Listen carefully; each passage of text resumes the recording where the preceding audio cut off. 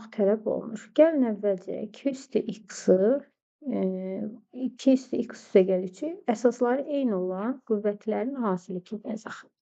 Yəni bu cür ayıraq. Çıxılsın 6 vurulsun 2 üstü x kiçikdir. 3 üstü x üstəgəl 1 isə 3 üstü x vurulsun 3 üstü 1 kimi yazıram. Çıxıram 3 üstü x-i. Əsaslar, baxın, ortaqları kənara çıxardıram. Nə alınacaq? 2 üstü x-i kənara çıxartdım.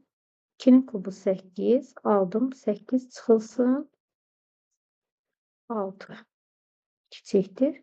3 üstü x-i kənara çıxartdım, 3 çıxılsın 1. Bu eləyəcək 2, bu da eləyəcək 2.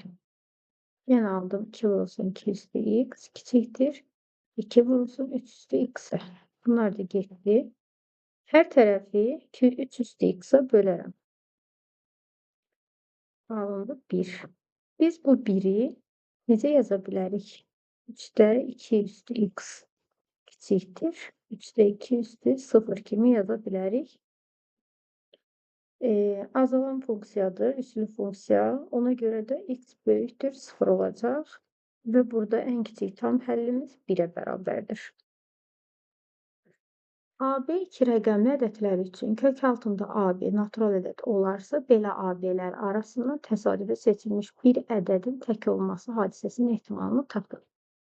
Ehtimal P bərabərdir. Əlverişli halların sayı bölünsün mümkün halların sayına. Mümkün halların sayı 90'dır. Çünki bizim 90 dənə 2 rəqəmli ədədimiz var.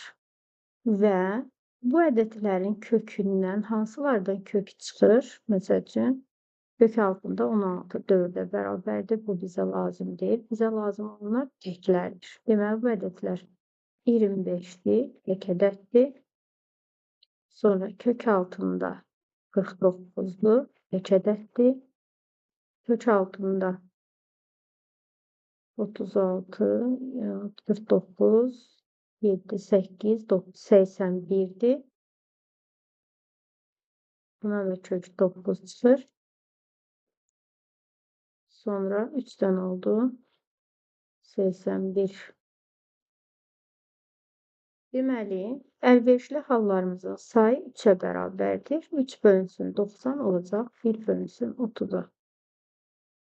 Növbəti sual. Verilmiş ifadənin qiymətini tapaq. Bunun üçün